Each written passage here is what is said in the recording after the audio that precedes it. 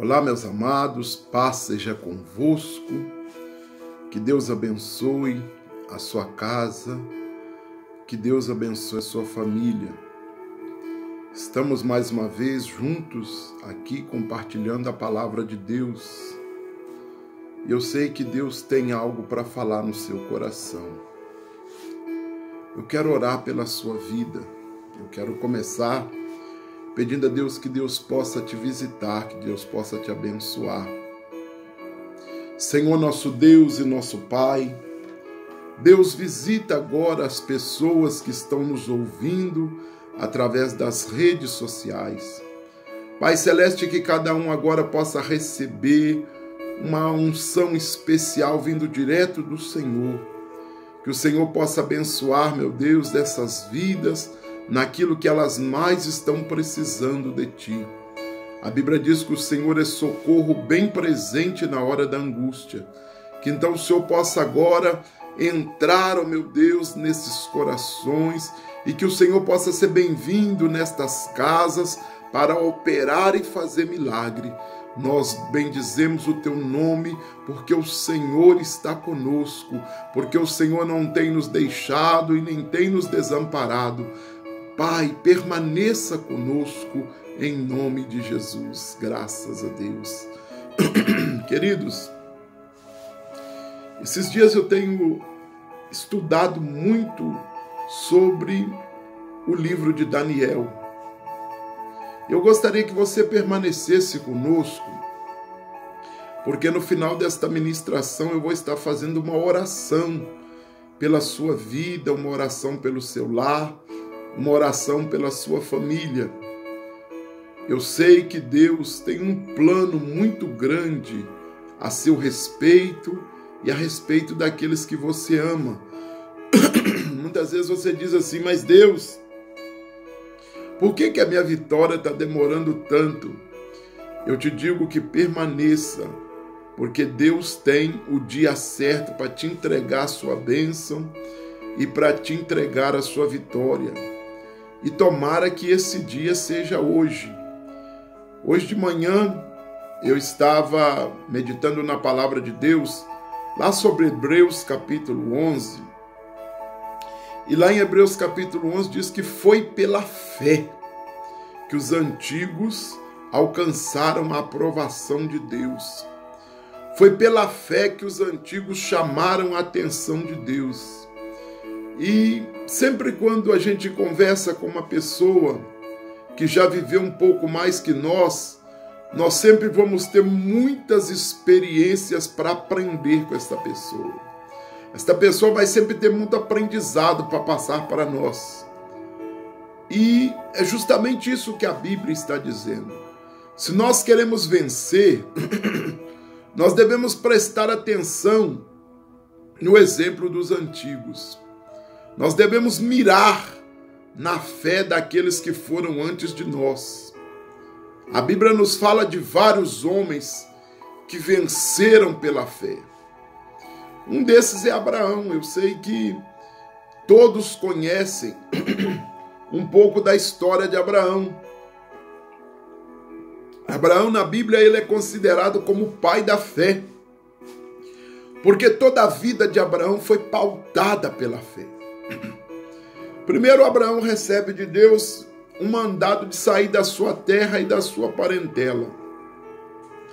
E eu sei que qualquer um de nós que recebesse um mandado desse, nós pensaríamos 100.000 vezes se iríamos ou se não iríamos, se faríamos ou se não faríamos. Mas Abraão não titubeou. Abraão pegou a sua esposa, pegou o seu gado, pegou os seus bens que ele possuía e foi para onde Deus havia determinado. Nós sabemos que Abraão levou seu sobrinho Ló também, né, o que não foi uma boa escolha, mas não é sobre isso que eu estou falando. Eu estou falando sobre a fé de Abraão. Ele leva então toda a sua família. A Bíblia diz que Abraão não tinha filhos. E mais uma vez a fé de Abraão se manifesta quando Deus diz a ele que ia dar a ele um filho. Ele já estava velho, a sua esposa já estava velha, mas eles creram na promessa de Deus. E o interessante na palavra de Deus é que quando Deus faz a Abraão promessas, não foi assim de um dia para o outro. Deus prometeu de manhã e de tarde, a promessa já tinha se cumprido. Ainda demorou um tempo para que Deus cumprisse a promessa na vida de Abraão e da sua esposa. Deus muda o seu nome, Deus trabalha em Abraão durante muito tempo, Deus faz muitas coisas acontecerem na vida de Abraão, e só então, quando tudo parecia realmente impossível, então Deus dá a Abraão e Sara o famoso filho da promessa chamado Isaque. Mas nem um dia Abraão duvidou de que Deus iria fazer aquele milagre. Depois que Deus dá a Abraão um filho, e às vezes eu fico imaginando como que Isaque era tratado. Porque o filho da promessa, ele tinha sido tão aguardado, tinha sido tão esperado, que eu acredito que Abraão e Sara cuidavam daquele menino de uma forma assim, com cuidados extraordinários. E quando Isaque já estava grande, aí vem de novo a palavra de Deus dizendo: eu quero que você sacrifique o seu filho no altar para mostrar que tu me amas. Abraão pega a lenha, Abraão pega o cutelo, pega 2 dos seus servos, coloca a lenha sobre um burro, e agora estão andando em direção a Moriá, ele, Isaque, mais 2 servos. Chega num ponto, quando eles avistam Moriá, ele diz para os seus servos: fiquem aqui, porque eu e o menino vamos subir ao monte para adorar o Senhor. Pegam a lenha, o fogo, o cutelo, deixam ali os servos e vão subindo ao monte. Isaque não sabia do que se tratava, mas Abraão sabia que ele estava subindo para sacrificar Isaque. Mais uma vez, a Bíblia diz lá em Hebreus que Abraão acreditou no que Deus havia falado, que de Isaque viria a sua descendência. E agora ele estava subindo ali ao monte para matar o seu filho no altar, para sacrificá-lo no altar.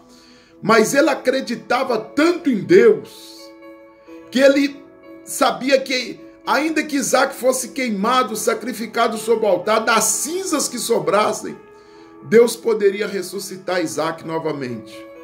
Isso é fé. Ele chegou a deitar Isaque no altar e já lá ia sacrificá-lo quando o anjo disse não, quando Deus bradou do céu dizendo: não faça isso, porque agora vejo que tu me amas. E naquele mesmo instante Isaque levantou do altar e ali estava um cordeiro preparado para o sacrifício que o próprio Deus havia providenciado. Deus proveu para Abraão. Então a vida de Abraão, ela é toda pautada em cima de fé. A fé, ela nos faz crer no sobrenatural. O que eu estou vendo não é fé. O que eu posso pegar não é fé. Aonde eu posso pisar não é fé. Mas quando eu não estou vendo, mas creio, aí sim é fé. Eu ainda não vi, eu já creio que Deus é poderoso. Eu aproveito até já para liberar uma palavra de vitória para a sua vida. Quem sabe tem muitas coisas que você está pedindo a Deus, tem muitas bênçãos que você tem perseguido e você não está vendo essas bênçãos ainda chegarem.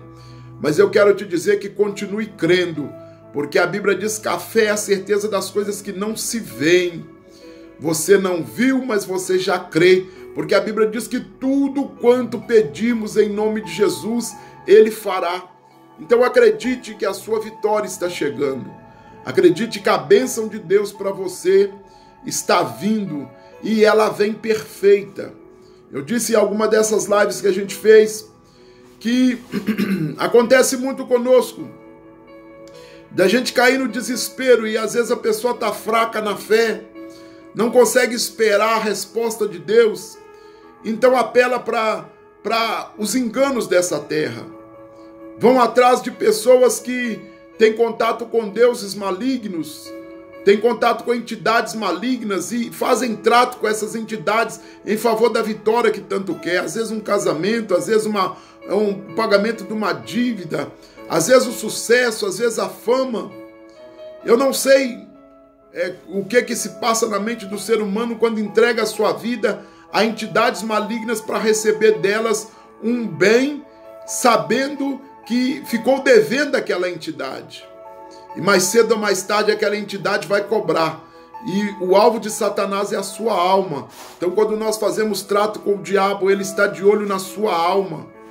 Quantos atores, quantos políticos, quantas pessoas de renome que morreram tão cedo de overdose, de acidentes inexplicáveis, suicidaram-se e outras formas mais que o diabo usa para cobrar daquelas pessoas o trato que elas fizeram com ele, para poder ter fama, sucesso, dinheiro e outras coisas mais. Mas eu quero te dizer que permaneça firme no Senhor, porque quando Ele te dá a sua bênção, ela é tão perfeita que ela vai fazer bem para você e para toda a sua família. E a bênção de Deus é permanente. Eu quero compartilhar então com você um pouco sobre Daniel. Como eu disse aqui no princípio, que eu quero estar falando um pouquinho sobre Daniel. Daniel também foi um desses homens de fé que nós temos que seguir o exemplo. Daniel, para mim, para pastor Romero, eu não estou dizendo para você que de repente você está me ouvindo e diz, mas eu acho que Salomão foi maior que Daniel no reinado, Davi foi maior do que Daniel no reinado, e sim, eu concordo com você, mas para mim, Daniel foi um dos homens mais completos que Deus usou como líder no Antigo Testamento, e eu explico a minha visão para você. Primeiro, Daniel era de uma família real em Judá. Daniel fazia parte da elite em Judá. E Deus permite. É interessante quando a gente lê a palavra de Deus, que a gente tem alguns entendimentos que, olhando superficialmente, a gente não tem.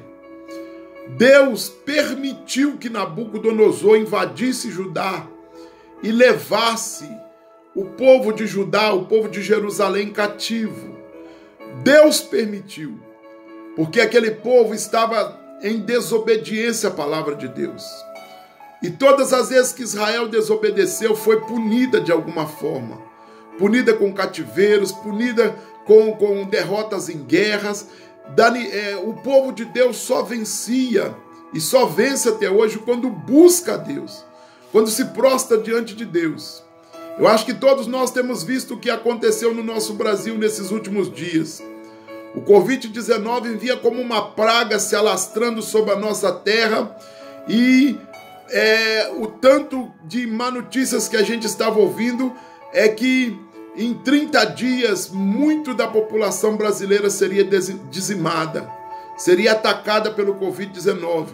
Deus interveio através da oração da nação. O presidente convocou a todos os que creem em Deus, sem citar religiões, porque a crença, a fé em Deus, ela independe de religião. Não importa se você é batista, se você é metodista, se você é quadrangular, se você é carismático, se você é de alguma outra vertente do evangelho, mas se você crê em Deus, se você sabe olhar para os céus, é de lá que vem o socorro. A Bíblia diz lá, o salmista nos ensina, Salmo 121, o meu socorro vem do Senhor. Então quando a gente olha para o céu, de lá é que vem o nosso socorro. E a nação brasileira, em grande parte dela, uniu a fé, olhou para o céu. Homens, mulheres, crianças, jovens, adolescentes, toda a nação, em todos os lugares da nossa nação olharam para o céu. E graças a Deus a praga não veio na intensidade que o diabo queria que ela viesse, por causa do clamor da nação. Mas Israel, nesses dias aqui de Daniel, ao invés de clamar a Deus, permaneceram nos seus pecados. Então Deus permitiu que o cativeiro viesse. Eles foram levados cativos para dentro de Babilônia. E a Bíblia diz que foram escolhidos alguns jovens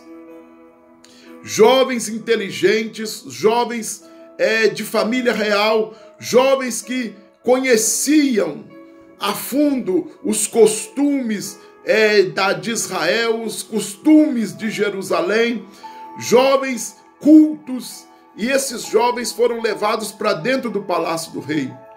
A história nos diz que eram mais ou menos 300 jovens. A história nos fala que esses jovens foram escolhidos a dedo, não foi qualquer um que queria ir, mas foram escolhidos a dedos para serem levados para dentro do palácio de Nabucodonosor, para dentro do palácio de Babilônia. Quando nós ouvimos falar sobre Babilônia, nós entendemos que Babilônia significa confusão, prostituição, adultério, mentira, engano, idolatria, feitiçaria. Tudo isso forma a palavra Babilônia. Isto era a nação de Babilônia. Pessoas que não criam em Deus, pessoas ruins de coração, pessoas idólatras, pessoas feiticeiras, agoureiros. Tudo que você pensar de mal significa Babilônia. Assim como Sodoma, Babilônia pode ser comparada a uma Sodoma nos tempos dessa nação. E foi para esse lugar que foram levados esses jovens que antes viviam no melhor lugar da terra, que era em Jerusalém. Jerusalém era a terra da promessa. Jerusalém era a terra da bênção, é a terra da promessa. A nação de Israel é a menina dos olhos de Deus, mas desobedeceram e foram levados cativos. E Daniel estava entre esses jovens. A Bíblia diz que eles, isso está lá no capítulo 1 de Daniel, depois você leia na sua casa, ele, Sadraque, Mesaque e Abidnego, que até então era Ananias, Misael e Azarias, eles se destacaram no meio de todos aqueles jovens. Versículo 8 do capítulo 1 de Daniel diz que Daniel decidiu no seu coração não se contaminar com as iguarias do rei, com o vinho que vinha da mesa do rei, com as mulheres do rei, com a comida do rei, com as coisas que o rei queria que eles participassem. Porque qual que era a intenção do rei? Era pegar aqueles jovens que vieram de Jerusalém, era pegar aqueles jovens que vieram de Judá, que vieram da presença de Deus, porque o templo de Deus estava em Jerusalém. Era pegar aqueles jovens e corrompê-los com as coisas de Babilônia, para que eles ensinassem para os babilônicos todos os costumes de Israel e também aprendessem em Babilônia todos os costumes da Babilônia. O que ele queria fazer era implantar o mundanismo dentro do coração daqueles jovens. Mas a Bíblia diz que Daniel e esses 3 jovens decidiram que não iriam se contaminar com as iguarias do rei, não iria contaminar com o mundanismo de Babilônia. Queridos, não importa onde você estiver, às vezes aonde você trabalha ninguém serve a Deus, às vezes aonde você mora, os seus vizinhos são pessoas que ateus, são pessoas que não acreditam no poder de Deus, são pessoas que vivem falando palavrão, são pessoas que não gostam do Evangelho. Mas aonde você estiver, você pertence a Deus. Não se contamine. Deus muitas vezes permite que você seja colocado em lugares onde só tem impiedade, para que a sua luz possa brilhar naquele lugar. Deus não precisa de colocar luz no lugar que tem luz. Quando Deus disse lá no princípio, no capítulo 1 de Gênesis, haja luz, sabe o que Deus estava dizendo? Luz apareça no meio das trevas, porque a Bíblia diz que a terra era sem forma e vazia e havia trevas sobre a face da terra. Quando há trevas, então precisa de luz. O lugar que tem luz não precisa de luz. O lugar que tem trevas precisa de luz. Se você está no lugar de trevas, no lugar de pessoas que não amam o Evangelho, no lugar de pessoas que falam mal dos aflitos e necessitados, no lugar de pessoas que querem oprimir as pessoas, é lá que Deus vai te usar. É nesse trabalho difícil que você está, aonde você está sendo perseguido, aonde você está sendo caluniado, é aí que sua luz vai brilhar.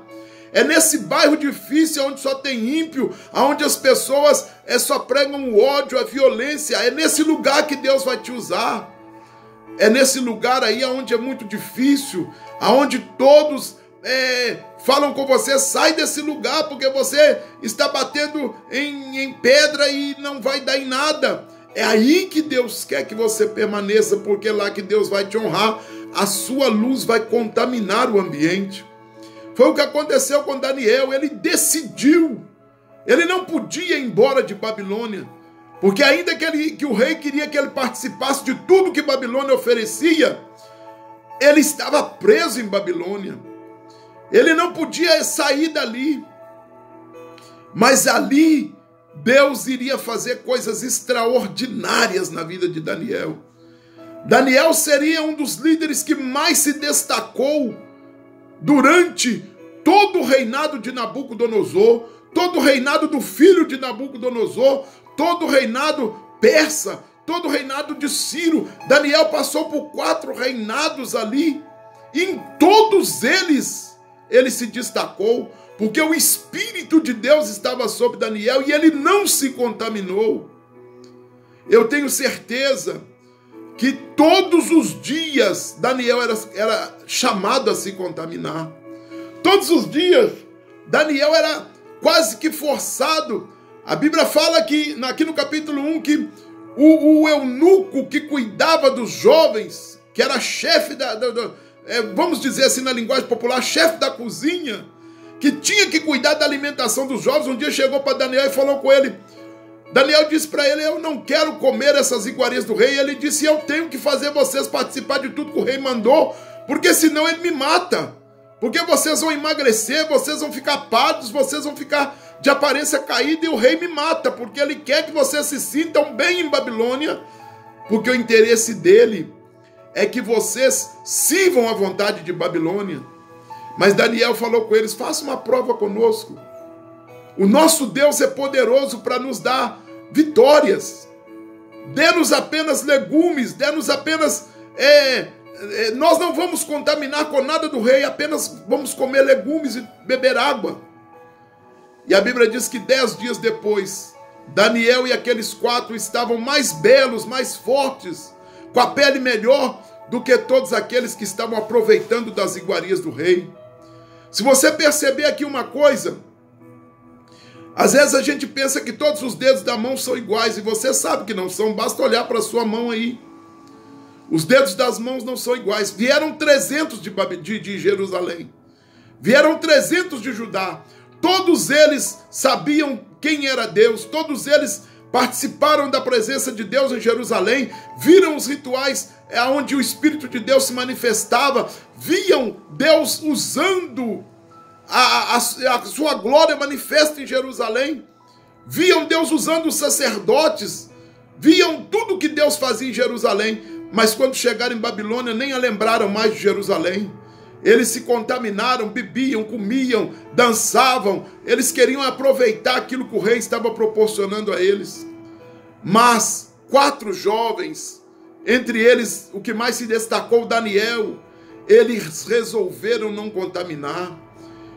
Às vezes você fala assim: todos os crentes é igual, todo mundo é igual, para mim é tudo isso, tudo aquilo. Você sabe que não. Você sabe que tem pessoas que Deus escolhe para ser luz no meio das trevas.